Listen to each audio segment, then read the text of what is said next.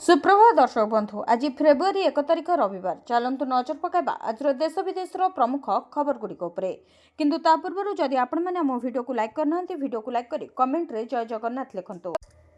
Budget पर BJP बड़ योजना 150 स्थान में सांबादिक सम्मेलन सोशल मीडिया इन्फ्लुएंसर को नियोजित।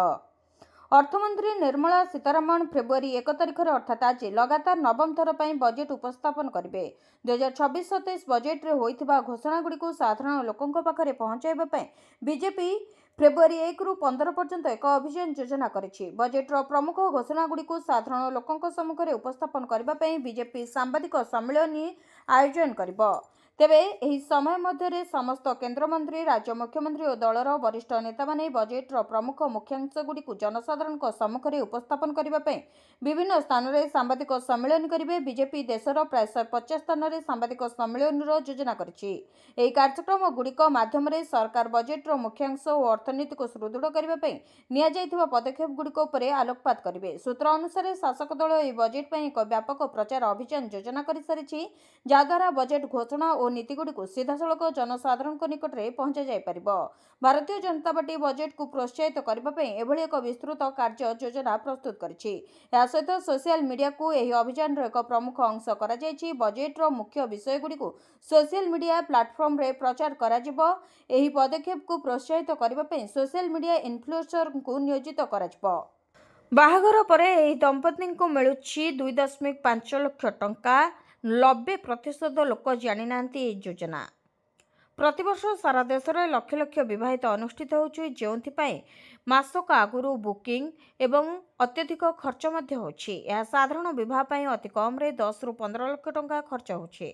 तेबे आपण माने जानते कि एपरि एक योजना अछि जेउ योजना अधीन रे विवाह करथुवा दंपति को 2.5 लाख टंका दिया जाय। तेणु आमे आज आपण को एही योजना विषय रे कहबो। तेबे केउ दंपति विवाह सबने 2.5 लाख टंका पाई परिबे एवं एही योजना पाई कोन सब शर्त रहिछि आसंतु जानिबा। एही 2.5 लाख टंकार योजना को डॉक्टर आंबेडकर इंटरकास्ट मैरिज माध्यम सामाजिक समन्वय योजना कहा जाए। यह डॉक्टर आंबेडकर फाउंडेशन द्वारा परिचालित। योजना अनुसार कौन युवक युवती दलित संप्रदायर न हो जदि दलित संप्रदाय क्या बह करती तेबे से दंपति को 2.5 लाख टंकार आर्थिक सहायता मिलथिबो। तेबे एही योजनार लाभ पाइबा जड़े साथी दलित संप्रदायर होइतिबा आवश्यक। एही योजनार लाभ उठाइबा विवाहर गोटे वर्ष मध्य डॉक्टर आंबेडकर फाउंडेशन रे एक आवेदन दाखल करने पड़ो। जदि कौन राज्य किंबा केंद्र सरकार आर्थिक सहायता मिल पारुछि तेबे एही परिमाण ह्रास पाइब। एही योजना अधीन 2.5 लाख टंका मध्य 1.5 लाख टंका एनईएफटी माध्यम दंपति मिलित अकाउंट को स्थानांतरित करा जेतेबेले बाकी 1 लाख टंका 3 वर्ष पई एफडी रे जमा करा 3 वर्ष पर दंपति सुध सहित ए परिमाण पाई परिबे। तेबे आग्रही आवेदनकारी माने जिला प्रशासन किंबा राज्य सरकार माध्यम आवेदन दाखल करि परिबे। आपण एही योजना विषय समस्त विवरणी आंबेडकर foundation.nic.in रे मध्य पाई परिबे। ए योजनार लाभ पाइबा आपणक पाखरे हिंदू विवाह आईन अनुसार एक विवाह प्रमाणपत्र, दलित साथी एक जाति प्रमाणपत्र, यह सेमानक प्रथम विवाह बोली प्रमाण, सेमान आईनगत भाव विवाहित बोली प्रमाण करुवा एक शपथ पत्र एवं एक आय प्रमाणपत्र और एक मिलित बैंक अकाउंट विवरणी थिबा आवश्यक। बीजेडी रे हलचल नवीन निवास रे कलकेस। बीजेडी रे बड़ हलचल। उत्तराधिकारी चर्चा भितर अचानक नवीन निवास रे पहुंचले बलांगीर कलिकेश नारायण सिंहदेव। कलिकेश को नवीन निवास टकरा पर बीजेडी रे बड़ हलचल आरंभ हो जाइछि। तांको कौनसी बड़ दायित्व मिल पारे बोली चर्चा जोर धरिछि। युवनेता भावे कलिकेश दलर नेतृत्व नेबाकू सक्षम बोली पश्चिमरू दाबी होइछि। याहारी भितरे नवीन निवास रु कलिकेश को डाकरा एही चर्चा को आहुरी खोराक जोगाइछि। सेपटे एभली सबु चर्चा को खंडन करिसेंती वरिष्ठ नेता देवी मिश्र। से कहचंती जने दलीय नेता और विधायक हिसाब रे सुप्रीमो को देखा करिबारे कोनोसी आपत्ति नाही बोली कहचंती। निजे मध्ये नवीन को भेटिबा परे समान कथा दोहराइछंती कलिकेश। से कहचंती मु अनेक दिन हेबो सुप्रीमो को भेटि नथिली। महिला और चाषी समस्या विषय में आलोचना आसी जहाँ नवीन दायित्व देवे करी बोली कहले कलिकेश। पूर्व बीजेडी नेता कैप्टेन दिव्यशंकर मिश्र और देवेश आचार्य कलिकेश को नेतृत्व देवाकू रखिथिले प्रतिक्रिया। विवाद तेजिबा परे दिव्यशंकर निज बयान बदलाइथिले। द्वितीय थर माहेले मिलिबो मातृ वंदना योजना पाइबे पुला पुला टंका। सरकार सारा देश में महिलाओं अनेक योजना कार्यकारी करछन्ति जहाँ लक्ष लक्ष महिलाओं लाभ देउछि। सेभଳି गर्भवती और नवजात शिशुओं स्वास्थ्य को सुदृढ़ करने पे सरकार प्रधानमंत्री मातृवंदना योजना आरंभ करिसेंति। ए योजना अधीन रे सरकार महिला मानकु सेमानकर प्रथम संतान जन्म हेबा परे 5,000 टंका और द्वितीय संतान जदि कन्या हुए ताहले 6,000 टंका देउछन्ति। अनेक महिला भाबुचन्ति जे द्वितीय थर मां हेउथुबा लोक माने एही योजनार उपकृत होई परिबे किपरि। यार उत्तर हेउछि जे एथिपाई किछि शर्त प्रयोज्य अछि। प्रधानमंत्री मातृवंदना योजना अधीन रे केवल प्रथम संतान जन्म पर 5,000 टंकार सहायता प्रदान करा जाउतला। वर्तमान एही योजना को उन्नत करा जायछि। द्वितीय संतान मध्य यार लाभ पाई परिबे। सरकार 6,000 टंका प्रोत्साहन राशि प्रदान करिवे जदि द्वितीय संतान झिय हुए। योग्य महिला को सुविधा पाइबा पई प्रथमे आवेदन करबाको पड़िबो। आवेदन बिना सेमाने कोनोसी टंका पाई परिबे नाही। आवेदन प्रक्रिया समय रे समस्त आवश्यक डॉक्यूमेंट प्रदान करबा बाध्यतामूलक। आवेदन संपूर्ण जांच हेबा एवं सठिक प्रमाणित हेबा परे एही सुविधा प्रदान कराजिबो। प्रथम संतान पई एही राशि दुईटी किस्ती रे प्रदान कराजिबो। प्रथम किस्ती 3,000 एवं द्वितीय किस्ती 2,000 टंका।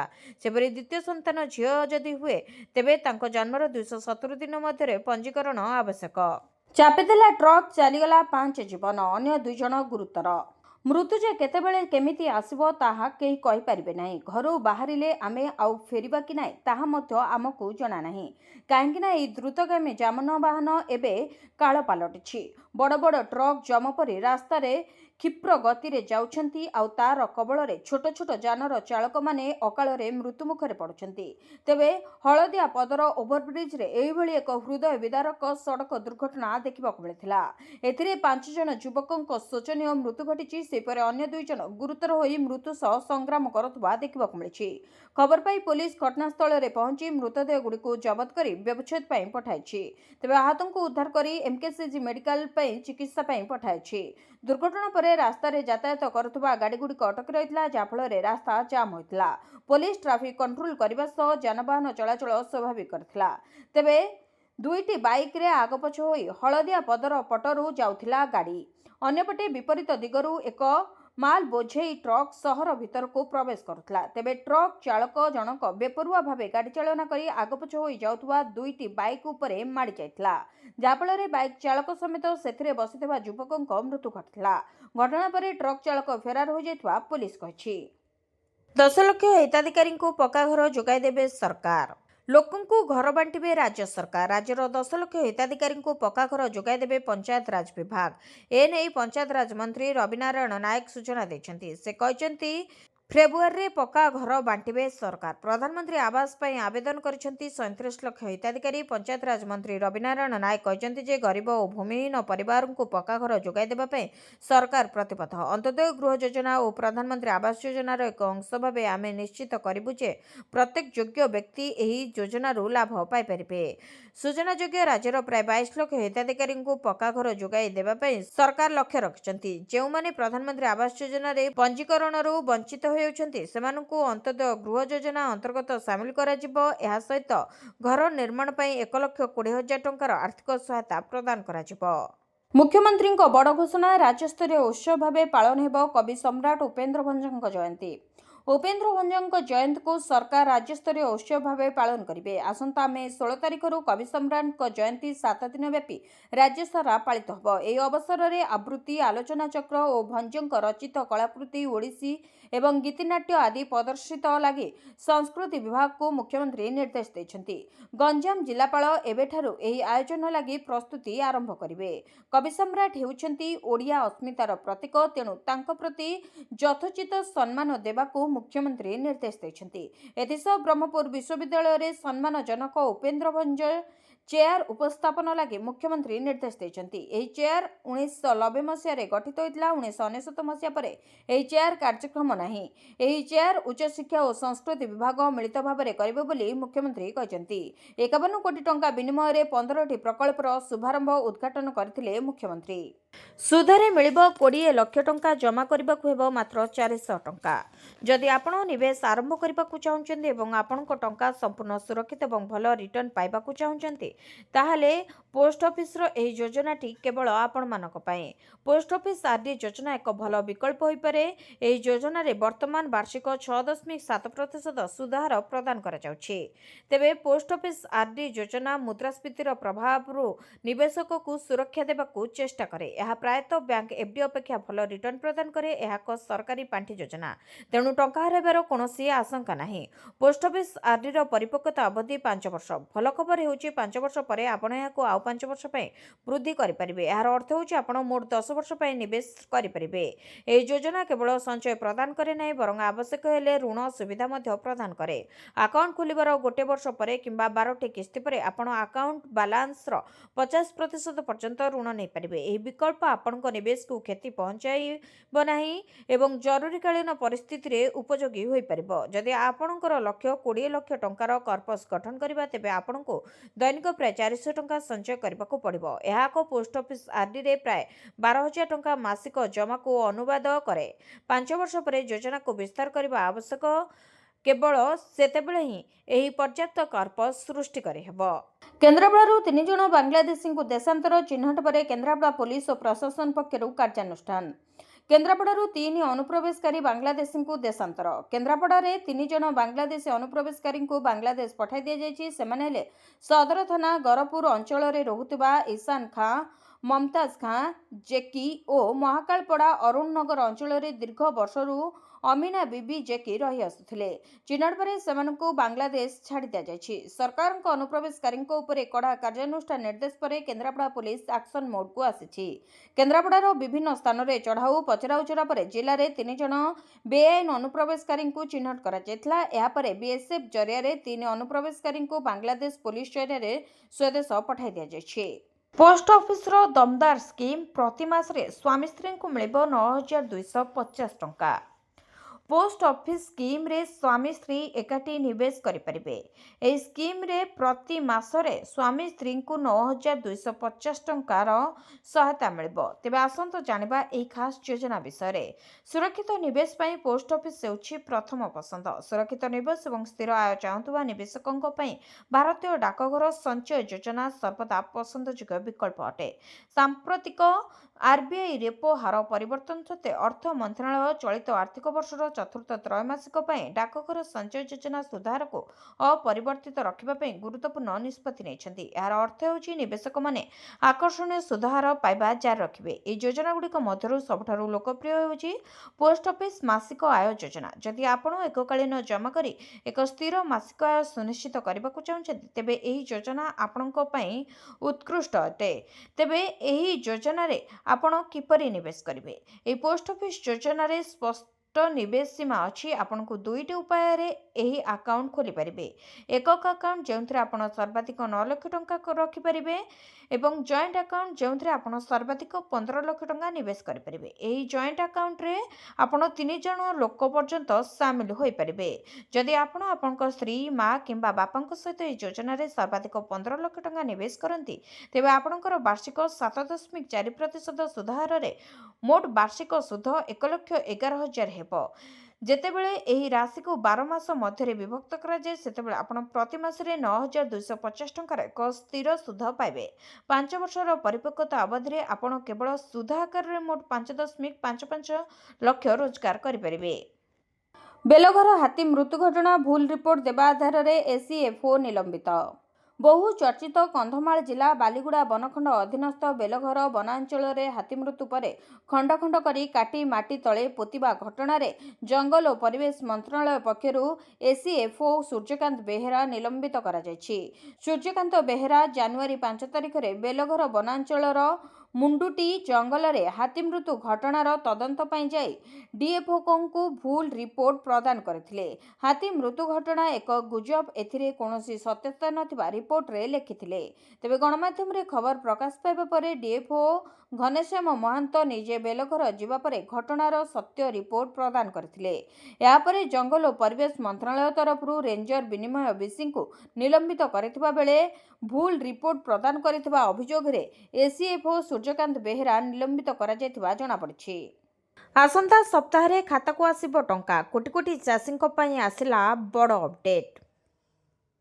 ପ୍ରଧାନମନ୍ତ୍ରୀ କିଷାନ ସମ୍ମାନ ନିଧି ଯୋଜନାରେ ସାମିଲ ଥିବା ଚାଷୀଙ୍କ ପାଇଁ ଖୁସି ଖବର, କାରଣ ଏଥିରେ ସାମିଲ ଥିବା ଚାଷୀଙ୍କ ପାଇଁ ସରକାର ବଡ଼ ନିଷ୍ପତ୍ତି ନେବାକୁ ଯାଉଛନ୍ତି। ପ୍ରଧାନମନ୍ତ୍ରୀ କିଷାନ ସମ୍ମାନ ନିଧି ଯୋଜନାରେ ଦେଶର କୋଟି କୋଟି ଚାଷୀଙ୍କ ଆକାଉଣ୍ଟକୁ ସିଧାସଳଖ ଆର୍ଥିକ ସହାୟତା ଆସୁଛି।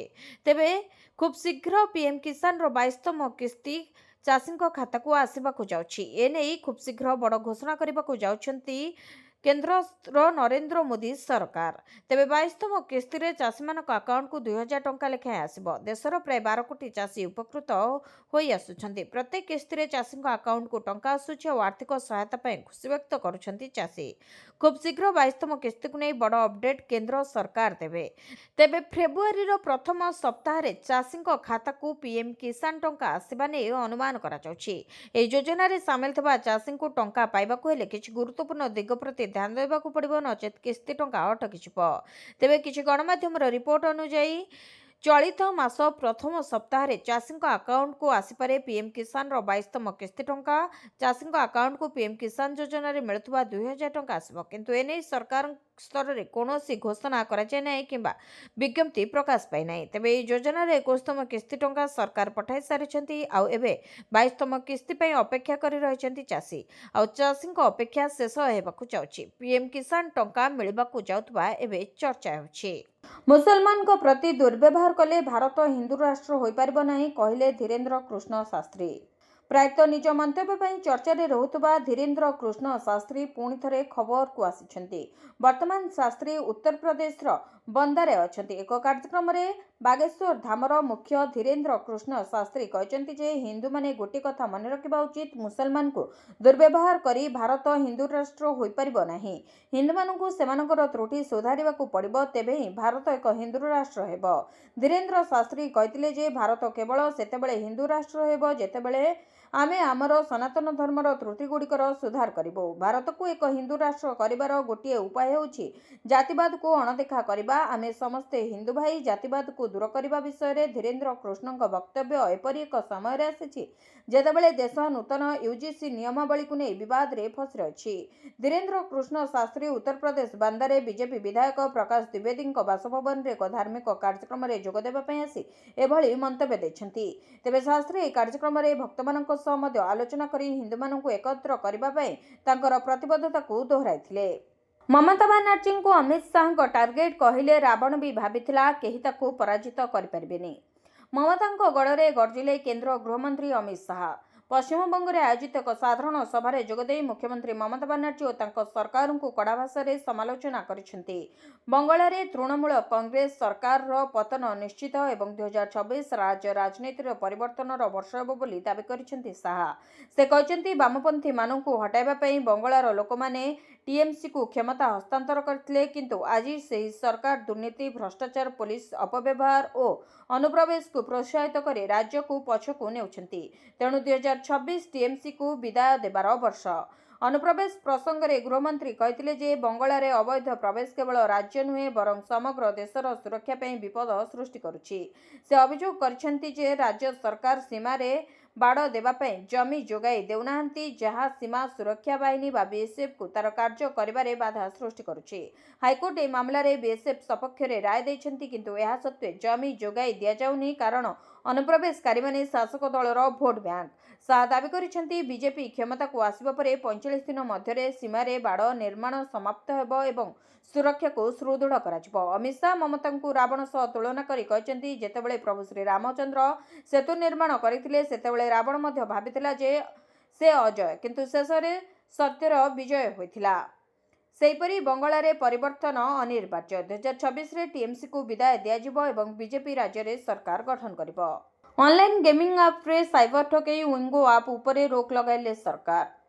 ଗେମିଂ ଆପ୍ କହି ଲୋକଙ୍କୁ ବିଭ୍ରାନ୍ତି କରି ସାଇବର ଠକେଇ କରୁଥିବା ଅଭିଯୋଗ ଆଧାରରେ ସରକାର ୱିଙ୍ଗୋ ଆପ୍କୁ ବ୍ଲକ୍ କରିଛନ୍ତି। ଏହି ଆପ୍ ବ୍ୟବହାରକାରୀଙ୍କ ଫୋନ୍କୁ ନକଲି ଏସଏମଏସ୍ ମେସେଜ ପଠାଇ ସେମାନଙ୍କଠାରୁ ଟଙ୍କା ଆଦାୟ କରୁଥିବା ଅଭିଯୋଗ ହୋଇଛି। ଏହି ସୂଚନା କେନ୍ଦ୍ର ଗୃହ ମନ୍ତ୍ରଣାଳୟ ପାଖରେ ପହଞ୍ଚିବା ପରେ ତଦନ୍ତ କରାଯାଇ ଆପ୍କୁ ବ୍ଲକ୍ କରାଯାଇଛି। ଅଧିକାରୀମାନେ କହିଛନ୍ତି ଆଣ୍ଡ୍ରଏଡ୍ ଆପ୍ ବିରୋଧରେ ଅନେକ ଅଭିଯୋଗ ପାଇବା ପରେ କେନ୍ଦ୍ର ଗୃହ ମନ୍ତ୍ରଣାଳୟ ଓ ଭାରତୀୟ ସାଇବର ଅପରାଧ ସମନ୍ୱୟ କେନ୍ଦ୍ର କାର୍ଯ୍ୟାନୁଷ୍ଠାନ ଗ୍ରହଣ କରିଛନ୍ତି। ଆପ୍ ବ୍ୟବହାରକାରୀମାନେ ଅଜାଣତରେ ସାଇବର ଅପରାଧୀଙ୍କ ଦ୍ୱାରା ପରିଚାଳିତ SMS ପଠାଇ ନେଟୱାର୍କର ଶିକାର ହେଉଥିବା ଅଭିଯୋଗ ହୋଇଥିଲା। ସରକାର ଆପ୍ର ନିୟନ୍ତ୍ରଣ କେନ୍ଦ୍ରକୁ ବ୍ଲକ୍ କରିଛନ୍ତି। ଏହି ମାମଲାରେ 1.53 ଲକ୍ଷ ଉପଭୋକ୍ତା ଓ 50ରୁ ଅଧିକ ୟୁଟ୍ୟୁବ୍ ଭିଡିଓ ସହିତ 4ଟି ଟେଲିଗ୍ରାମ ଚ୍ୟାନେଲକୁ ମଧ୍ୟ ବ୍ଲକ୍ କରାଯାଇଛି। ଅଧିକାରୀମାନେ କହିଛନ୍ତି ଯେ ଥରେ ଜଣେ ଉପଭୋକ୍ତା ଆପ୍ ଡାଉନଲୋଡ୍ କଲେ ଏହା ସାଇବର ଅପରାଧ ପାଇଁ ଉପଭୋକ୍ତାଙ୍କ ଫୋନ୍ ମାଧ୍ୟମରେ SMS ପଠାଇବା ଆରମ୍ଭ ହୋଇଥାଏ। ଏହା ଦୈନିକ 15.3 ନିୟୁତ ଲୋକଙ୍କ ପାଖରେ ପହଞ୍ଚୁଥିଲା। ଆପ୍ର ଛୋଟ ଦୈନିକ ପେମେଣ୍ଟ ଦ୍ୱାରା ପ୍ରଲୋଭିତ ହୋଇ 15.3 ନିୟୁତରୁ ଅଧିକ ୟୁଜର ଅଜାଣତରେ ଏହି ସାଇବର ଅପରାଧର ଶିକାର ହୋଇଥିଲେ। ଇ-ଚାଲାଣ ସହିତ ଜଡ଼ିତ ସାଇବର ଠକେଇର ତଦନ୍ତ ସମୟରେ ଆପ୍ର ସନ୍ଦେହଜନକ ଭୂମିକା ସାମ୍ନାକୁ ଆସିବା ପରେ ନୋଏଡା ପୋଲିସ ଏନେଇ ତଦନ୍ତ କରିଥିଲା। ଲଗାତାର ଦ୍ୱିତୀୟ ଦିନରେ କମିଲା ସୁନା ରୂପା ଦର। କାଲି କମିଥିଲା 10,000 ଟଙ୍କା, ଆଜି କମିଲା ଏତିକି। ଲଗାତାର ଦ୍ୱିତୀୟ ଦିନରେ କମିଲା ସୁନା ରୂପା ଦର। ଆଜି ପୁଣି କମିଲା ସୁନା ରୂପା ଦର। ଲଗାତାର ଦ୍ୱିତୀୟ ଦିନରେ ସୁନା ରୂପା ଖସିଛି। 24 କ୍ୟାରେଟ୍ ସୁନା ଦର 8,620 ଟଙ୍କା ହ୍ରାସ ପାଇଥିବା ବେଳେ ଗତକାଲି ସୁନା ଦର 10 ଗ୍ରାମ ପିଛା 24 କ୍ୟାରେଟ୍ ସୁନା ଦର 1,69,200 ଟଙ୍କା ଥିବାବେଳେ ଆଜି 1,60,580 ଟଙ୍କା ହୋଇଛି। ସେହିପରି 22 କ୍ୟାରେଟ୍ ସୁନା ଦର ଗତକାଲି 1,55,100 ଟଙ୍କା ଥିବାବେଳେ ଆଜି 7,900 ଟଙ୍କା କମି 1,47,200 ଟଙ୍କା ହୋଇଛି। 18 କ୍ୟାରେଟ୍ ସୁନା ଦର 10 ଗ୍ରାମ ପିଛା 1,24,900 ଟଙ୍କା ଥିବାବେଳେ ଆଜି 6,460 ଟଙ୍କା କମି 1,20,440 ଟଙ୍କା ହୋଇଛି। ଅନ୍ୟପଟେ ଦଶନ୍ଧିରେ ସର୍ବାଧିକ ଖସିଛି ରୂପା ଦର। ଗୋଟିଏ ଦିନରେ ରୂପା କେଜି ପିଛା 55,000 ଟଙ୍କା ହ୍ରାସ ପାଇଛି। କାଲି ରୂପା ଦର 4,05,000 ଥିବାବେଳେ ଆଜି କିଲୋ ପ୍ରତି 3,50,000 ଟଙ୍କା ରହିଛି ରୂପା। ଆମେରିକା ଶୁଳ୍କ, ଭୂ ରାଜନୈତିକ ସଙ୍କଟ, ବାଣିଜ୍ୟ କଟକଣା, ଶକ୍ତିଶାଳୀ ଡଲାର ଭଳି ବିଭିନ୍ନ କାରଣ ପ୍ରଭାବରେ ସୁନା ଓ ରୂପା ଉଭୟ ମହଙ୍ଗା ହେଉଛି। ଅନ୍ତର୍ଜାତୀୟ ବଜାରରେ ସୁନାର ଆଉନ୍ସ ପିଛା ଦର 5,511.79 ଡଲାର ରହିଛି। ପ୍ରଥମ ଥର ପାଇଁ ସୁନା 5,000 ଡଲାରରୁ ଉପରେ ଦେଖିବାକୁ ମିଳିଛି। ସେହିପରି ରୂପା ଓ ଆଉନ୍ସ ପିଛା ଦର ମଧ୍ୟ 118 ଡଲାର ରହିଛି। ସରିଲା ଗୁରୁତ୍ୱପୂର୍ଣ୍ଣ କ୍ୟାବିନେଟ୍ ବୈଠକ। 12 ପ୍ରସ୍ତାବ ଉପରେ ବାଜିଲା ମୋହର। ସରିଲା ରାଜ୍ୟ କ୍ୟାବିନେଟ୍ର ଗୁରୁତ୍ୱପୂର୍ଣ୍ଣ ବୈଠକ। 10 ବିଭାଗର 12ଟି ପ୍ରସ୍ତାବ ଉପରେ ବାଜିଲା କ୍ୟାବିନେଟ୍ ମୋହର। ବୈଠକ ଶେଷ ହେବା ପରେ ଏନେଇ ଗଣମାଧ୍ୟମକୁ ସୂଚନା ଦେଲେ ମୁଖ୍ୟ ଶାସନ ସଚିବ ଅନୁ ଗର୍ଗ। ତେବେ ଲୋକସେବା ଭବନରେ ମୁଖ୍ୟମନ୍ତ୍ରୀ ମୋହନ ଚରଣ ମାଝୀଙ୍କ ଅଧ୍ୟକ୍ଷତାରେ ବସିଥିଲା ବୈଠକ। ରାଜ୍ୟ ସମବାୟ ନୀତିକୁ ରାଜ୍ୟ କ୍ୟାବିନେଟ୍ରେ ମଞ୍ଜୁରୀ ମିଳିଛି। ଶିଳ୍ପ ବିଭାଗ ପ୍ରସ୍ତାବ ଉପରେ କ୍ୟାବିନେଟ୍ ବୈଠକରେ ମୋହର ବାଜିଛି। ଢେଙ୍କାନାଳରେ କଲ୍ୟାଣୀ ଗ୍ରୁପ୍ ଦ୍ୱାରା ଏକ ସମନ୍ୱିତ ଅଟୋମୋଟିଭ୍, ଏରୋସ୍ପେସ୍ ଏବଂ ପ୍ରତିରକ୍ଷା ଉପକରଣ ଉତ୍ପାଦନ କମ୍ପ୍ଲେକ୍ସକୁ ଅନୁମୋଦନ କରିଛନ୍ତି। ଢେଙ୍କାନାଳର ଗଜମରାଠାରେ 1100 ଏକର ଜମିରେ ଏହା ନିର୍ମାଣ ହେବ। ସେହିପରି ଭୁବନେଶ୍ୱରରୁ ଦୁବାଇ ଏବଂ ସିଙ୍ଗାପୁରକୁ ବିମାନ ଚଳାଚଳ ପାଇଁ ରାଜ୍ୟ ସରକାର ଆର୍ଥିକ ସହାୟତା ଯୋଗାଇ ଦେବେ। ଭୁବନେଶ୍ୱରରୁ ଦୁବାଇ ଯାତ୍ରାରେ ଯାତ୍ରୀ ସଂଖ୍ୟା ହ୍ରାସ ଓ ବିମାନ ସେବା ବନ୍ଦ ହେବାର ଆଶଙ୍କା ଦୃଷ୍ଟିରେ ଆଗାମୀ 6 ମାସ ଅର୍ଥାତ୍ ମାର୍ଚ୍ଚ ପର୍ଯ୍ୟନ୍ତ ସରକାର ଆର୍ଥିକ ସହାୟତା ପ୍ରଦାନ କରିବେ। ସେହିପରି ଭୁବନେଶ୍ୱରରୁ ସିଙ୍ଗାପୁର ମଧ୍ୟରେ ଯାତ୍ରା ସମୟରେ କମ୍ ଯାତ୍ରୀ ଓ ଅଧିକ ପରିଚାଳନା ଖର୍ଚ୍ଚ ଯୋଗୁଁ ଏହି ରୁଟ୍କୁ ପ୍ରାୟ 6 ମାସ ପାଇଁ ସରକାର ଆର୍ଥିକ ସହାୟତା ଯୋଗାଇ ଦେବେ। ସେପରି ରାଜ୍ୟ ସମବାୟ ନୀତି 2026କୁ ମିଳିଛି ଅନୁମୋଦନ। ଉପମୁଖ୍ୟମନ୍ତ୍ରୀ ଭାବେ ଶପଥ ନେଲେ ସୁନେତ୍ରା ପାୱାର। ମହାରାଷ୍ଟ୍ରର ହେଲେ ପ୍ରଥମ ମହିଳା DCM। ମହାରାଷ୍ଟ୍ର ରାଜନୀତିରେ ଆରମ୍ଭ ହେଲା ନୂଆ ଅଧ୍ୟାୟ। ମହାରାଷ୍ଟ୍ରର ଉପମୁଖ୍ୟମନ୍ତ୍ରୀ ଭାବେ ଶପଥ ନେଲେ ଅଜିତ ପାୱାରଙ୍କ ପତ୍ନୀ ସୁନିତା ପାୱାର। ମହାରାଷ୍ଟ୍ର ରାଜ୍ୟପାଳ ସୁନେତ୍ରାଙ୍କୁ ଶପଥ ପାଠ କରାଇଥିଲେ। ଶପଥ ଗ୍ରହଣ ଉତ୍ସବରେ ରାଜ୍ୟପାଳଙ୍କ ସହ ମୁଖ୍ୟମନ୍ତ୍ରୀ ଦେବେନ୍ଦ୍ର ଫଡନାସିସ୍ ଓ ଉପମୁଖ୍ୟମନ୍ତ୍ରୀ ଏକନାଥ ସିନ୍ଦେ ମଧ୍ୟ ଉପସ୍ଥିତ ଥିଲେ। ଏହାସହ ସୁନେତ୍ରା ମହାରାଷ୍ଟ୍ରରେ ପ୍ରଥମ ମହିଳା ଉପମୁଖ୍ୟମନ୍ତ୍ରୀ ହୋଇଛନ୍ତି। ଶପଥ ପୂର୍ବରୁ ଏନ୍ସିପିର ବିଧାୟକ ଦଳ ବୈଠକ ଅନୁଷ୍ଠିତ ହୋଇଥିଲା। ଏହି ବୈଠକରେ ସୁନେତ୍ରା ପାୱାର ବିଧାୟକ ଦଳ ନେତା ଭାବେ ନିର୍ବାଚିତ ହୋଇଥିଲେ। ସୁନେତ୍ରା ପାୱାର ରାଜ୍ୟସଭା ସାଂସଦ ଭାବରେ ବିଧାନସଭା ଭବନରେ ପହଞ୍ଚିଥିଲେ, ଯେଉଁଠାରେ ତାଙ୍କୁ ଦଳୀୟ ନେତା ଭାବେ ନିଯୁକ୍ତି ଦେବା ପାଇଁ ସର୍ବସମ୍ମତିକ୍ରମେ ନିଷ୍ପତ୍ତି ନିଆଯାଇଥିଲା। ଏହା ପୂର୍ବରୁ ଏନ୍ସିପି ନେତାମାନେ ସ୍ୱର୍ଗତ ଅଜିତ ପାୱାରଙ୍କୁ ଶ୍ରଦ୍ଧାଞ୍ଜଳି ଅର୍ପଣ କରିଥିଲେ। ଦଳୀୟ ନେତାଙ୍କ ଅନୁଯାୟୀ ଏହି ନିଷ୍ପତ୍ତି ସଂଗଠନ ଏବଂ ରାଜ୍ୟ ରାଜନୀତି ପାଇଁ ନିର୍ଣ୍ଣାୟକ ବୋଲି ବିବେଚନା କରାଯାଉଛି। ଆଜି କେତେବେଳେ ଆସିବ ବଜେଟ୍? ଜାଣନ୍ତୁ କେଉଁଠି ଦେଖିପାରିବେ ଲାଇଭ୍। ଫେବୃଆରୀ 1 ରବିବାର ଅର୍ଥାତ୍ ଆଜି ଏକ ଗୁରୁତ୍ୱପୂର୍ଣ୍ଣ ଦିନ ଯାହା ଦେଶର ଅର୍ଥନୈତିକ ଦିଗ ନିର୍ଣ୍ଣୟ କରିବ। କେନ୍ଦ୍ର ଅର୍ଥମନ୍ତ୍ରୀ ନିର୍ମଳା ସୀତାରମଣ ସଂସଦରେ 2026-27 ଆର୍ଥିକ ବର୍ଷ ପାଇଁ ବଜେଟ୍ ଉପସ୍ଥାପନ କରିବେ। ପ୍ରତିବର୍ଷ ପରି ଏହି ବର୍ଷ ମଧ୍ୟ ଜନସାଧାରଣ, ବ୍ୟବସାୟ ଓ ନିବେଶକମାନେ ଉଚ୍ଚ ଆଶା ରଖିଛନ୍ତି। ବଜେଟ୍ ମାଧ୍ୟମରେ ସରକାର ସ୍ପଷ୍ଟ କରିଛନ୍ତି ଯେ ଆଗାମୀ ବର୍ଷରେ କେଉଁ କ୍ଷେତ୍ରଗୁଡ଼ିକରେ ନିବେଶ ବୃଦ୍ଧି ପାଇବ ଏବଂ କେଉଁ କ୍ଷେତ୍ରଗୁଡ଼ିକରେ ସରକାରୀ ଖର୍ଚ୍ଚକୁ ପ୍ରାଥମିକତା ଦିଆଯିବ। ତେଣୁ ଆସନ୍ତୁ ଜାଣିବା କେଉଁଠାରେ କେନ୍ଦ୍ରୀୟ ବଜେଟ୍ 2026 ସିଧା ପ୍ରସାରଣ ଦେଖିପାରିବେ। ତେବେ ଆଜି ଉପସ୍ଥାପିତ ହେବ କେନ୍ଦ୍ର ବଜେଟ୍। ଅର୍ଥମନ୍ତ୍ରୀ ନିର୍ମଳା ସୀତାରମଣ ସକାଳ 11ଟାରେ ଲୋକସଭାରେ ବଜେଟ୍ ପେଡ଼ି ଖୋଲିବେ। ଅର୍ଥମନ୍ତ୍ରୀ ଭାଷଣ ପ୍ରାୟ 60ରୁ 90 ମିନିଟ୍ ପର୍ଯ୍ୟନ୍ତ ରହିବ ବୋଲି ଆଶା କରାଯାଉଛି। ଭାଷଣ ପରେ ସମସ୍ତ ବଜେଟ୍ ଡକୁମେଣ୍ଟ ଲୋକସଭା ଏବଂ ରାଜ୍ୟସଭା ଉଭୟରେ ଉପସ୍ଥାପିତ ହେବ। ବଜେଟ୍ ଭାଷଣ ନୂଆଦିଲ୍ଲୀର ସଂସଦ ଭବନରୁ ପ୍ରସାରିତ ହେବ। ଦୂରଦର୍ଶନ ଏବଂ ସଂସଦ ଟିଭି ମାଧ୍ୟମରେ ଟିଭିରେ ସିଧା ପ୍ରସାରଣ କରାଯିବ। ସଂସଦ ଟିଭି, ପ୍ରେସ୍ ଇନଫରମେସନ୍ ବ୍ୟୁରୋ ଇଣ୍ଡିଆର ୟୁଟ୍ୟୁବ୍ ଚ୍ୟାନେଲ ଏବଂ ସରକାରୀ ୱେବସାଇଟ୍ indiabudget.gov.in-ରେ ସକାଳ 11ଟାରୁ ଏକ ଅନଲାଇନ୍ ଲାଇଭ୍ ଷ୍ଟ୍ରିମ୍ ଉପଲବ୍ଧ ହେବ। ଭାଷଣ ଆରମ୍ଭ ହେବାର କିଛି ମିନିଟ୍ ପୂର୍ବରୁ ପ୍ରସାରଣ ଆରମ୍ଭ ହେବ, ଯାହା ଦର୍ଶକମାନେ ସମୟ ପୂର୍ବରୁ ଏହି ଲାଇଭ୍ ଷ୍ଟ୍ରିମ୍ରେ ସାମିଲ ହୋଇପାରିବେ। ବାହାଘର ପାଇଁ ଝିଅକୁ ଟଙ୍କା ଦେବେ ଓଡ଼ିଶା ସରକାର, ଆକାଉଣ୍ଟକୁ ଆସିବ ଏତିକି ଟଙ୍କା। ସୁଭଦ୍ରା ଯୋଜନା ପରେ ଓଡ଼ିଶାରେ ନୂଆ ଯୋଜନା ପାଇଁ ବଡ଼ ଘୋଷଣା କରିଛନ୍ତି ରାଜ୍ୟ ସରକାର। ଏବେ ବାହାଘର ପାଇଁ ଟଙ୍କା ଦେବେ ଓଡ଼ିଶା ସରକାର। ମୁଖ୍ୟମନ୍ତ୍ରୀ କନ୍ୟା ବିବାହ ଯୋଜନା ପାଇଁ ଗାଇଡଲାଇନ୍ ଜାରି କରିଛନ୍ତି ସରକାର। ଏନେଇ ସବୁ ଜିଲ୍ଲାପାଳଙ୍କୁ ମହିଳା ଓ ଶିଶୁ ବିକାଶ ବିଭାଗ ପକ୍ଷରୁ ଚିଠି ଜାରି କରାଯାଇଛି। ଝିଅର ବୟସ 18ରୁ 35 ବର୍ଷ ଏବଂ ପୁଅର ବୟସ 21ରୁ 35 ବର୍ଷ ହୋଇଥିଲେ ମିଳିବ ସହାୟତା ରାଶି। ବିବାହ ପାଇଁ କନ୍ୟାକୁ ମିଳିବ 51,000 ଟଙ୍କାର ସହାୟତା ରାଶି। ଡିବିଟି ମାଧ୍ୟମରେ ସିଧା ଆକାଉଣ୍ଟକୁ ଯିବ 35,000 ଟଙ୍କା। ଏଥିସହ ବିବାହ ଉପହାର ପାଇଁ 10,000, ଆୟୋଜନ ପାଇଁ ସଂସ୍ଥାକୁ ମିଳିବ 6,000 ଟଙ୍କା। ତେବେ ବିଧବା, ଦିବ୍ୟାଙ୍ଗ, ଏସ୍ସି ଏସ୍ଟି, ଆର୍ଥିକ ଅନଗ୍ରସରଙ୍କୁ ମଧ୍ୟ ମିଳିବ ସହାୟତା ରାଶି। ସ୍କିମ୍ରୁ କଟିଲା ନା ଆଉ ମିଳିବନି ପେନ୍ସନ୍ ଟଙ୍କା। ରାଜ୍ୟ ସରକାରଙ୍କ ବଡ଼ ନିଷ୍ପତ୍ତି। ଏହିମାନଙ୍କ ନାଁ ସ୍କିମ୍ରୁ କଟାଯାଇଛି। ଏହି ମହିଳାଙ୍କୁ ଆଉ ମିଳିବନି ପେନ୍ସନ୍ ଟଙ୍କା। ସରକାରୀ ସ୍କିମ୍ରୁ ହଟିଗଲା ନା। କେନ୍ଦ୍ର ସରକାର ମହିଳାଙ୍କ ଜୀବନର ଉନ୍ନତି ପାଇଁ ଅନେକ ସରକାରୀ ଯୋଜନା ଚଳାଇଛନ୍ତି। ଏହି ଯୋଜନାଗୁଡ଼ିକୁ ଚଳାଇବା ପଛରେ ସରକାରଙ୍କର ଉଦ୍ଦେଶ୍ୟ ହେଉଛି ମହିଳାମାନଙ୍କୁ ଆର୍ଥିକ ଭାବରେ ସ୍ୱାଧୀନ କରିବା। ଯଦି ଆପଣ ଜଣେ ମହିଳା, ତେବେ ଏହି ଖବର ଆପଣଙ୍କ ପାଇଁ ବେଶ୍ ଗୁରୁତ୍ୱପୂର୍ଣ୍ଣ। ତେବେ ଦିଲ୍ଲୀ ସରକାର ମହିଳାଙ୍କୁ ଏକ ବଡ଼ ଝଟକା ଦେଇଛନ୍ତି। ମହିଳା ସଶକ୍ତିକରଣ ଯୋଜନା ଅଧୀନରେ ଦିଲ୍ଲୀର ମହିଳାମାନେ 2,500 ଟଙ୍କା ପାଉଥିଲେ। ମହିଳାମାନେ ଯୋଜନାର ଏହି କିସ୍ତି ପାଇଁ ଅପେକ୍ଷା କରିଛନ୍ତି। ତେବେ ଦିଲ୍ଲୀ ସରକାର ବିଧବା ପେନ୍ସନ୍ ଯୋଜନା ସମ୍ପର୍କରେ ଏକ ବଡ଼ ପଦକ୍ଷେପ ନେଇଛନ୍ତି।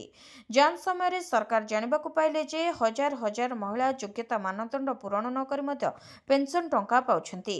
ଏହି ଯାଞ୍ଚ ଅଭିଯାନ ସମୟରେ ସରକାର ଜାଣିପାରିଥିଲେ ଯେ ଅନେକ ବିଧବା ପେନ୍ସନ୍ ହିତାଧିକାରୀଙ୍କ ମୃତ୍ୟୁ ହୋଇଛି କିମ୍ବା ସେମାନେ ପୁନଃବିବାହ କରିଛନ୍ତି, ତଥାପି ସେମାନେ ଏହି ପେନ୍ସନ୍ ପାଉଛନ୍ତି। ଗତବର୍ଷ କରାଯାଇଥିବା ଏହି ଅଭିଯାନ ଅଧୀନରେ 18ରୁ 60 ବର୍ଷ ବୟସର 63,844 ମହିଳାଙ୍କ ପେନ୍ସନ୍ ଆକାଉଣ୍ଟ ବନ୍ଦ କରାଯାଇଥିଲା। ବିଭାଗୀୟ ତଦନ୍ତରୁ ଏହା ମଧ୍ୟ ଜଣାପଡ଼ିଛି ଯେ କିଛି ମହିଳା ଏହି ଯୋଜନାରେ ଠକେଇ ଭାବରେ ଲାଭ ନେଉଥିଲେ। ତେବେ ଦିଲ୍ଲୀ ସରକାର ମହିଳା ଯୋଜନାରେ ଛାଡ଼ପତ୍ର, ବିଧବା ଓ ଆର୍ଥିକ ଭାବରେ ଦୁର୍ବଳ ଅବିବାହିତ ମହିଳାଙ୍କୁ ମାସିକ 2,500 ଟଙ୍କା ପେନ୍ସନ୍ ପ୍ରଦାନ କରୁଥିଲେ। ଏହି ଯୋଜନା କେବଳ 18ରୁ 60 ବର୍ଷ ବୟସର ମହିଳାଙ୍କ ପାଇଁ ଥିଲା। ଡିସେମ୍ବର 2025 ପର୍ଯ୍ୟନ୍ତ 3.99 ଲକ୍ଷ ମହିଳା ଏହି ଯୋଜନାରେ ଉପକୃତ ହେଉଥିଲେ। ଅନିୟମିତତା ଏବଂ ଅଭିଯୋଗ ପରେ ସରକାର ଏକ ଯାଞ୍ଚ ଅଭିଯାନ ଚଳାଇ 63,000ରୁ ଅଧିକ ନାଁକୁ ହଟାଇ ଦେଇଛନ୍ତି। ତେବେ ଯାଞ୍ଚରୁ ଜଣାପଡ଼ିଥିଲା ଯେ ଉତ୍ତର ପଶ୍ଚିମ ଜିଲ୍ଲାରୁ ସର୍ବାଧିକ 12,291 ଜଣଙ୍କ ନାଁ ବାଦ୍ ଦିଆଯାଇଛି। ବାଲି ମାଫିଆଙ୍କୁ ମାରାଥନ୍ ଜେରା, ରାଜନୈତିକ ଲିଙ୍କ୍ ଖୋଜୁଛି ଇଡି। ବାଲି ମାଫିଆଙ୍କୁ ନାହିଁ ନିସ୍ତାର। ଲଗାତାର ଦ୍ୱିତୀୟ ଦିନରେ ବାଲି ମାଫିଆ ବିଶ୍ୱଜିତ ପାତ୍ର ଓରଫ ହକିକୁ ଜେରା କରିଛନ୍ତି ଇଡି ଅଧିକାରୀ। ସେପଟେ ରାଜ୍ୟର ବିଭିନ୍ନ ସ୍ଥାନରେ ବେଆଇନ ବାଲିଘାଟରେ ଚଢ଼ାଉ ହୋଇଛି। ପିପିଲି, ଜଟଣୀ ଓ ବାଲେଶ୍ୱରରେ ଚଢ଼ାଉ କରିଛନ୍ତି ପୋଲିସ ଓ ଖଣି ଅଧିକାରୀ। ଲଗାତାର ଦ୍ୱିତୀୟ ଦିନରେ ଭୁବନେଶ୍ୱର ଇଡି କାର୍ଯ୍ୟାଳୟରେ ହାଜର ହୋଇଥିଲେ ବାଲି ମାଫିଆ ବିଶ୍ୱଜିତ ପାତ୍ର ଓରଫ ହକି। ଝାଳବୁହା ଜେରା କରିଥିଲେ ଇଡି ଅଧିକାରୀ। ପୂର୍ବତନ ଯୁବ କଂଗ୍ରେସ ନେତା ବିଶ୍ୱଜିତ ପାତ୍ରଙ୍କ ପଲିଟିକାଲ ଲିଙ୍କ୍ରେ ଅର୍ଥ ନେଣଦେଣ ବାବଦରେ ପ୍ରଶ୍ନ କରିଥିଲେ। ତେବେ ସଚିନ ପାଢ଼ୀଙ୍କୁ ବି ଜେରା କରିଥିଲେ ଇଡି ଅଧିକାରୀ। ଗତ 16 ତାରିଖରେ ଗଞ୍ଜାମର 6 6 ମାଫିଆଙ୍କ ଘରେ ରେଡ୍ ହୋଇ 2,63,00,000 ଟଙ୍କା ଓ ଏପଟେ ବିଭିନ୍ନ ସ୍ଥାନରେ ଗ୍ରାଉଣ୍ଡ ଜିରୋରେ ଚଢ଼ାଉ ହେଉଛି। ପିପିଲିର ବେଆଇନ ବାଲିଘାଟ ଗୁଡ଼ିକରେ ଚଢ଼ାଉ କରିଛି ପ୍ରଶାସନ। ଖଣି ଅଧିକାରୀ, ସ୍ପେଶାଲ ସ୍କ୍ୱାଡ୍ ଓ ପିପିଲି ପୁଲିସ ମିଳିତ ଚଢ଼ାଉ କରି ଚୋରା ବାଲି ଚାଲାଣ ଅଭିଯୋଗରେ 5ରୁ ଅଧିକ ଗାଡ଼ି ଜବତ କରାଯାଇଛି। ରାସଗୋବିନ୍ଦପୁର ଥାନା ନାରଙ୍ଗାବାଦ ନିକଟରେ କିଛି ମାଟି ମାଫିଆ ଘରୋଇ ଚାଷ ଜମିରୁ ବେଆଇନ ଭାବେ ମାଟି ଚାଲାଣ କରୁଥିବା ବେଳେ ଚଢ଼ାଉ କରିଥିଲା ଖଣି ବିଭାଗ। 5ଟି ଟ୍ରାକ୍ଟର ଏବଂ ଗୋଟିଏ ହାଇୱା ଜବତ ହୋଇଛି। ତେବେ ଚଢ଼ାଉ ବେଳେ କିଛି ଟ୍ରାକ୍ଟର ଓ ଜେସିବି ଡ୍ରାଇଭର ଚମ୍ପଟ ମାରିଥିଲେ। ଜବତ ଟ୍ରାକ୍ଟରଗୁଡ଼ିକୁ ବସ୍ତା ଥାନାରେ ଜିମା ଦିଆଯାଇଛି। ଜଟଣୀ ରଥିପୁର ଅଞ୍ଚଳରେ ବଡ଼ ରେଡ୍ କରିଛି ଖଣି ବିଭାଗ। 4ଟି ପଥର କଟା ମେସିନ୍ ଜବତ ହୋଇଥିବା ବେଳେ 4 ଅଭିଯୁକ୍ତଙ୍କୁ ଗିରଫ କରିଛି ଜଟଣୀ ପୁଲିସ। ସେହିପରି ପାଟଣାଗଡ଼ ଯୋଗୀମୁଣ୍ଡାର ହଜାର ହଜାର ଟ୍ରିପ୍ ଲଘୁ ଖଣିଜ ଲୁଟ୍ କରି ଟିକସ ଫାଙ୍କିବା ଅଭିଯୋଗରେ ଚଢ଼ାଉ କରିଛି ପ୍ରଶାସନ। ସୁଭଦ୍ରା ଚତୁର୍ଥ କିସ୍ତି କେଉଁ ତାରିଖରେ ଆସିବ, କେଉଁମାନେ ପାଇବେ, ଜାଣନ୍ତୁ ସମ୍ପୂର୍ଣ୍ଣ ଡିଟେଲ୍ସ। ସୁଭଦ୍ରା ଚତୁର୍ଥ କିସ୍ତି କେଉଁ ତାରିଖରେ ଆସିବ, ଏନେଇ ଚର୍ଚ୍ଚା ଜୋର ଧରିଛି। ରାଜ୍ୟ ସରକାରଙ୍କର ଫ୍ଲାଗସିପ୍ ସ୍କିମ୍ ସୁଭଦ୍ରା ଯୋଜନାରେ 3ଟି କିସ୍ତି ଟଙ୍କା ହିତାଧିକାରୀଙ୍କ ଖାତାକୁ ଆସିସାରିଛି। 3ଟି କିସ୍ତିରେ ମୋଟ 15,000 ଟଙ୍କା ପାଇସାରିଛନ୍ତି 1 କୋଟିରୁ ଅଧିକ ହିତାଧିକାରୀ। ଏବେ ଚତୁର୍ଥ କିସ୍ତି ଟଙ୍କାକୁ ନେଇ ଚର୍ଚ୍ଚା ଜୋର ଧରିଛି। ଏହା ସହିତ ଗତ 22 ତାରିଖରେ ନୂଆକରି ଆବେଦନ କରିଥିବା ଏବଂ ପୂର୍ବ କିସ୍ତି ପାଇନଥିବା ମହିଳାଙ୍କ ଖାତାକୁ ଟଙ୍କା ପଠାଇଥିଲେ ରାଜ୍ୟ ସରକାର। ପ୍ରଥମ ଓ ଦ୍ୱିତୀୟ କିସ୍ତିରୁ ବାଦ୍ ପଡ଼ିଥିବା 2,55,265 ଜଣଙ୍କୁ ଟଙ୍କା ଦିଆଯାଇଥିଲା। ସେମାନେ ଏକ ସମୟରେ ପାଇଛନ୍ତି 2ଟି କିସ୍ତି ଅର୍ଥାତ୍ 10,000 ଟଙ୍କା। ସେପରି ଅଭିଯୋଗ ଶୁଣାଣିରେ 24,018 ଜଣ ହିତାଧିକାରୀଙ୍କୁ ସୁଭଦ୍ରା ଟଙ୍କା ଦିଆଯାଇଥିଲା। ସମସ୍ତଙ୍କ ଖାତାକୁ ଗତ 22 ତାରିଖରେ ସୁଭଦ୍ରା ଟଙ୍କା ଆସିସାରିଛି। ତେବେ ଏକକାଳୀନ 315 କୋଟି ଟଙ୍କା ପଠାଇଥିଲେ ରାଜ୍ୟ ସରକାର। ଏଥର ମୋଟ 4,57,681 ଜଣ ମହିଳାଙ୍କୁ ସୁଭଦ୍ରା ଟଙ୍କା ମିଳିଥିଲା। ସେଭଳି ନୂଆକରି ଆବେଦନ କରିଥିବା 1,78,398 ଜଣଙ୍କ ମହିଳାଙ୍କ ଖାତାକୁ ଆସିଥିଲା ସୁଭଦ୍ରା ଯୋଜନାର ପ୍ରଥମ କିସ୍ତି ଟଙ୍କା। ତେବେ ଚତୁର୍ଥ କିସ୍ତି ଟଙ୍କା କେବେ ଆସିବ, ତାକୁ ନେଇ ଚର୍ଚ୍ଚା ଧରିଛି। କେଉଁମାନେ ପାଇବେ? ତେବେ ସମସ୍ତ ଯୋଗ୍ୟ ହିତାଧିକାରୀଙ୍କ ନିକଟରେ ସୁଭଦ୍ରା ଯୋଜନା ଟଙ୍କା ପହଞ୍ଚାଇବା ନେଇ ପୂର୍ବରୁ ବି ଘୋଷଣା କରିସାରିଛନ୍ତି ରାଜ୍ୟ ସରକାର। ଚଳିତ ବର୍ଷ ମହିଳା ଦିବସ ଅର୍ଥାତ୍ 2026 ମାର୍ଚ୍ଚ 8 ତାରିଖରେ ମିଳିବ ସୁଭଦ୍ରା ଯୋଜନାର ଚତୁର୍ଥ କିସ୍ତି ଟଙ୍କା। ତେବେ ତୃତୀୟ କିସ୍ତି ଟଙ୍କା ରାକ୍ଷୀ ପୂର୍ଣ୍ଣିମାରେ ମିଳିଥିବା ବେଳେ ଚତୁର୍ଥ କିସ୍ତି ଟଙ୍କା ଅନ୍ତର୍ଜାତୀୟ ମହିଳା ଦିବସରେ ମିଳିବ ବୋଲି ସ୍ପଷ୍ଟ ହୋଇଛି। ପୂର୍ବରୁ 3ଟି କିସ୍ତିରେ ମୋଟ 15,000 ଟଙ୍କା ଲେଖାଏଁ ପାଇସାରିଛନ୍ତି ରାଜ୍ୟର 1 କୋଟିରୁ ଅଧିକ ମହିଳା। ଯେଉଁମାନେ ଅଯୋଗ୍ୟ ହିତାଧିକାରୀ ଅଛନ୍ତି ଏହି ଯୋଜନାରୁ ସେମାନଙ୍କୁ ବାଦ୍ ଦେଇଛନ୍ତି ରାଜ୍ୟ ସରକାର। ଭିଡ଼ିଓଟିକୁ ଶେଷ ଯାଏ ଦେଖିଥିବାରୁ ଆପଣଙ୍କୁ ଧନ୍ୟବାଦ। ଯଦି ଆପଣମାନେ ଏପର୍ଯ୍ୟନ୍ତ ଆମ ଭିଡ଼ିଓକୁ ଲାଇକ୍ କରିନାହାନ୍ତି, ଆମ ଭିଡ଼ିଓକୁ ଲାଇକ୍ କରି କମେଣ୍ଟରେ ଜୟ ଜଗନ୍ନାଥ ଲେଖନ୍ତୁ। ଏଥିସହିତ ଆମ ଚ୍ୟାନେଲକୁ ସବସ୍କ୍ରାଇବ୍ କରି ପାଖରେ ଥିବା ବେଲ୍ ଆଇକନ୍କୁ ପ୍ରେସ୍ କରନ୍ତୁ।